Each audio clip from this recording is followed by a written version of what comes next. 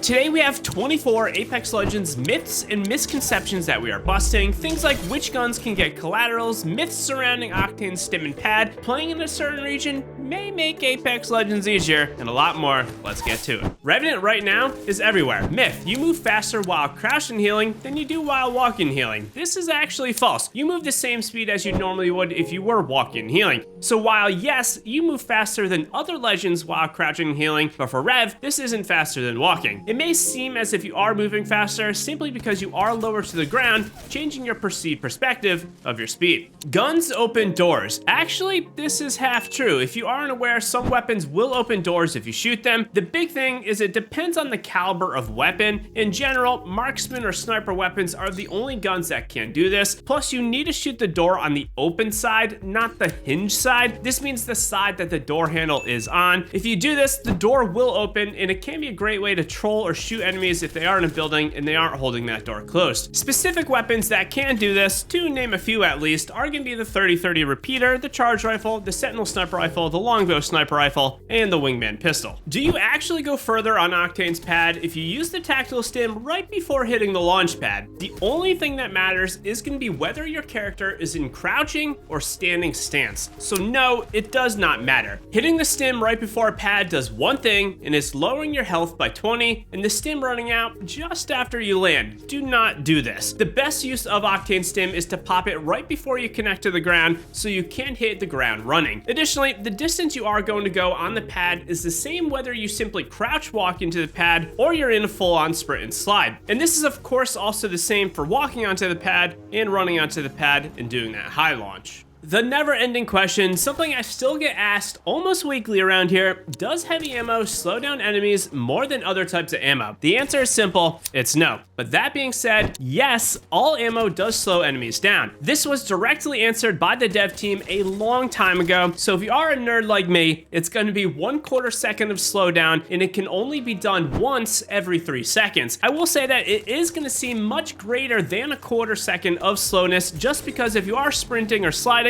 your momentum is going to feel slightly wonky from moving fast to slow and then having to get going again. As always though, remember, fortified enemies do not get this slow effect, and they can power right through open areas if they are taking gunfire. Myth, Revenant in his new form has the furthest launching or jumping ability between him, Octane in a pad, and Vantage's tactical bat. Octane's doing a low launch on the pad are going to go about 75 meters of travel distance. Vantage in her bat can jump about 60 meters horizontally, and Revenant in his tactical leap are going to be about 50 meters. So no, Revenant is not the furthest when it comes to jumping and movement. However, Revenant has the most readily available and quick to use jump, where Octane is of course limited to where his pad is placed and the ultimate timer. Note that Vantage does not have the fastest speed when it comes to jumping, but she absolutely wins the verticality card, as her jump is far superior if you do need to get to height. There's not many legends who have had as much discussion and tweaks to their kit, but Seer is on deck for our next myth. Will Seer's tactical and active ultimate abilities? This means legends like Bloodhound, Ballistic, and Revenant. Simply put, the answer is no. Their ultimates will continue to run even if they do get hit by Seer's silence. However, all these legends will not be able to use their tactical abilities, so there is still some effectiveness to scanning and hitting these active ultimate legends. Do some legends actually move faster than others? In particular, do legends like Gibraltar, Newcastle, and some of the bigger guys move slower? Simply put, absolutely not. Apex Legends' core base movement has every legend running at the same speed. This includes sprinting, walking, and likewise when they have their guns out and their guns stowed, and even regardless of the weapon they are holding. Now, don't get me wrong, when you strafe while aiming down sights, you are going to move faster with, say, an SMG than you would with an LMG, but for basic movements, unless a legend has a specific movement altering ability, every legend does move at the same speed. Some legends are taller or shorter, making them feel as if they are moving at different speeds due to the perspectives they have in relation to the ground. Myth, playing in a certain region is less sweaty or difficult. This is something that has come and gone over the years, and the answer is not really as clear-cut as you wish it was, but this is not specifically true. Here's what you need to know. Every region has sweat lords, just the amount of them might be reduced in far-reaching areas, and thus your lobbies may feel more lopsided if you join in a region that is less populated. In general, there are a massive amount of more bad players than there are those that are insane, and because of this, some regions could feel easier when the game can't push as far to get a balanced game, at least at the top end of skill, and thus it's gonna pull in less skilled players to fill the lobby. If you are an OG Apex player, you probably remember the days of kicking or punching as you fell and hit the ground. This used to let you break your fall fatigue, letting yourself continue to move quicker and evade yourself from getting beamed. Is this still the case today though? No, this is not true anymore. However, it is worth mentioning that you can fall down next to walls and other objects and start to try and climb on them to break your fall speed, and it will let you forego that fall fatigue if you do it properly.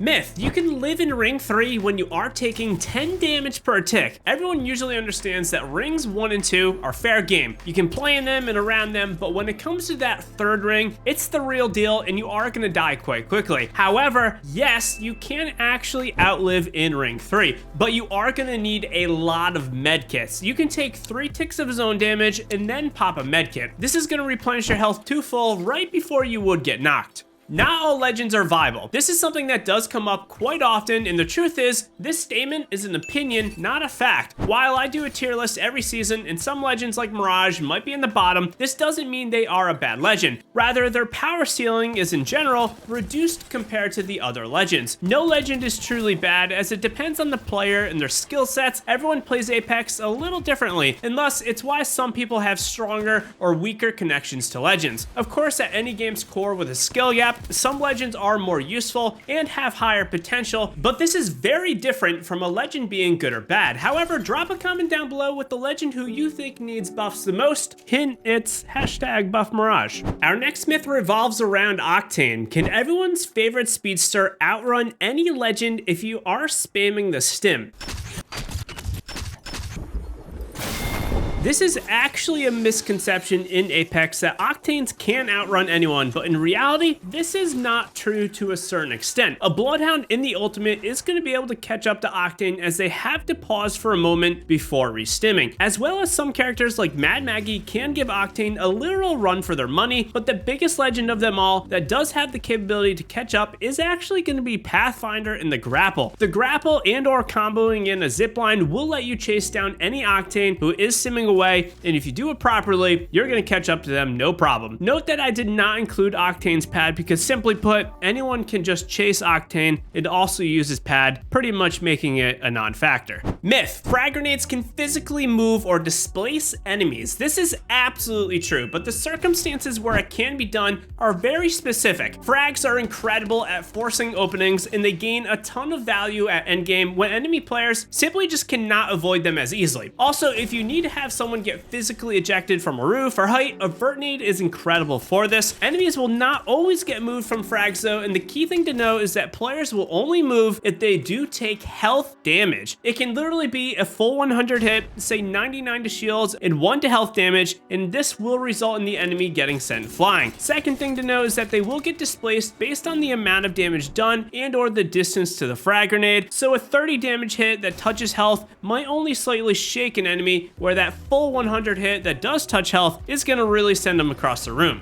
The best SMG or fastest killing gun is the R99. Some people may think this is an opinion, but Apex can be stripped down to its basics, where numbers will give us the definitive answer. Yes, the R99 is the fastest killing SMG in the game, and it will give you the best competitive edge in a one-on-one or close range fight. I can already see someone writing in the comments, but I am not counting Sheila or Rampart's ultimate, and of course I am excluding the care package Prowler. The R9 has the fastest TTK, but note, if you do find a car SMG off the drop, you might have better luck with this till you do find a light mag, as an R99 at its base caps out just over 200 damage. So if you miss one shot with an R9 and an enemy gets purple armor very quickly, you mathematically will not be able to knock them without reloading, and this gets even worse if they are a fortified enemy, as even blue armor can be questionable after a couple missed shots. Myth, the charge rifle is the best long-range damage farming weapon. Unlike the R99 or SMG answer, this is an opinion, but yes, the charge rifle can be the best long-range damage farming weapon. While guns like the 30-30 repeater are insane at farming damage, say up to 100 to 150 meters, the charge rifle with a sniper optic can do incredible damage up to and exceeding 300 meters away, because the charge has increased damage the further you are away from an enemy, up to 300 meters. The updated charge does lose hit scan, and this does make it a very difficult gun to use. I highly encourage you to practice with the charge, and this does lead us to a bonus tip. Hop into the firing range, turn on the moving signs to run or zipline speed for the real sweats out there, and then let that charge rifle rip on the moving signs. This will help you get a little feel for the lead times, and doing this just for 5 minutes total can really help you understand the very basic of the velocity of the shot. The disruptor round alternator can beat an R99 SMG. Well, we already discussed that the R9 is the fastest and best SMG in the game right now, for ground guns at least. However, the alternator has some very interesting scenarios where it does become pretty insane. For one, if you are team shooting, shredding enemy shields, and specifically those red Evo shields, becomes so much better. Second to this is that enemies always, for the good players at least, pop a battery because it gets them more total health faster. This means if you hit 200 total health to a red Evo'd enemy, they pop a bat, and now they're at 125 shields and 25 health. What does the disruptor round alternator do best? Shred shields, and because they already have low health, they are gonna fall over so fast. And this is when the alternator with disruptor rounds is gonna really shine. If you can keep this in the back of your mind, you might want to run an R99 with a disruptor round alternator almost as like your mid-range, longer range weapon. This way, if you do hit someone to really low and they pop a battery, you got that alternator to still shred them faster than anything. Stocks are the only thing that will speed up your reload. Actually, not completely true. It takes so much discipline, but there are 2 different reload timings and animations for pretty much every weapon in Apex. This is if you have ammo left and reload, or if you expended all your ammo in your mag and then you do start a reload. Anytime you empty a mag completely, you will have a longer reload, and sometimes if you can and if you aren't stressed to empty the mag, reloading with just 1 round or a couple rounds left in the magazine will let you get that quicker reload to continue to dish out damage. Myth, or rather fun fact, the EVA 8 and Mozambique are full auto, so hold down that trigger not only on the EVA and Mozambique, but also on that like button. Much thanks. Myth, the Kraber is the only gun that can collateral enemies. Actually, no, this is not true anymore. The longbow, the sentinel, and more specifically now, the charge rifle can collateral enemies. The charge can actually be crazy, as if you are shooting across the map to a team stacked on a roof or in a corner or in a doorway, you can absolutely just obliterate them with an easy 100+ body hits to multiple players at once. Grenades damage you on the other sides of a door. This is not true. However, there are 2 scenarios that I do want to outline that can greatly change the way you do play off of doors. The first is that if someone is camping on a door with you and they drop a thermite, or just in general, someone thermites a door you are on, you will more than likely want to back off that door, because sometimes thermites can burn you through the door before it breaks. This might just be a glitch, but it's definitely a frustrating thing to have happen. The opposite of this in some sense is if someone throws a frag or an arc star at the doorway you are camping on. In this scenario, you do not need to run off the door, and actually, if you can wait at the door and push in right as that door blows up, then this is an option to make a counterplay. Most players expect you just to run away from the grenade that they've just placed, and a lot of the times, you don't need to. However, if they do throw 2 grenades, then you better get away real quick. Myth, using shield cells is better with gold armor due to the double heals and batteries are really just not needed. The answer is yes and no. A big misconception, or at least something that many don't realize, is that batteries are still very useful if you are running gold armor. It's math. Cells take 3 seconds each, and to use a battery, it only takes 5 seconds. So if you want to go from 0 to 100 the fastest, a battery is still the better option. If you want to stay in the action though, and you don't have that full 5 seconds for a bat, then yeah, getting 50 shields from a cell is very important.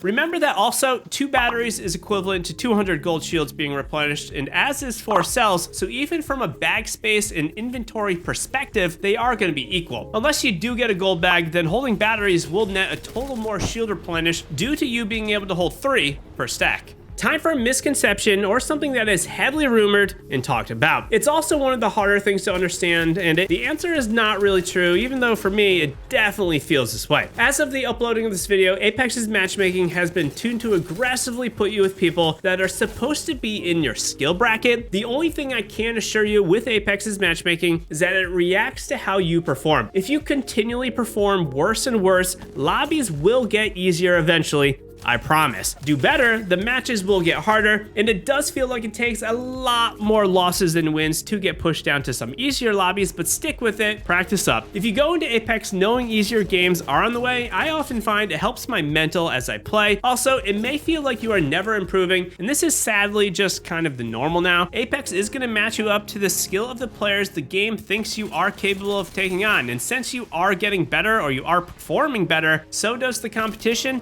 and you won't really ever get that satisfaction of getting better till a lot of time has passed. Just remember that everything in life is based on perspective, and Apex's matchmaking is the same way. Myth: heat shields revive players faster. This is true, but you need that heat shield to actually be stopping ring damage. If you wouldn't normally be taking damage outside of that heat shield, it's not going to revive faster. This can make some fairly interesting plays where if you know the revive is a little bit quicker and you are fighting outside of that ring and you're taking damage, getting a quick revive off can be pretty clutch and surprising to enemies if they are trying to push you. It doesn't matter what I can do, I can't improve. This is false and is an opinion or a feeling. You control your destiny in Apex, and how well you perform is solely based on the time you put in and the way you play. Think critically, think intelligently, and really analyze why you lost. Winning and improving starts here. Also, just be realistic with your goals, as lofty expectations can sometimes lead to harsh realities. If you want more ways to improve, check out this video on screen. Don't forget to hit that like button. It greatly helps, and I will see you in the next one. Happy gaming, legends.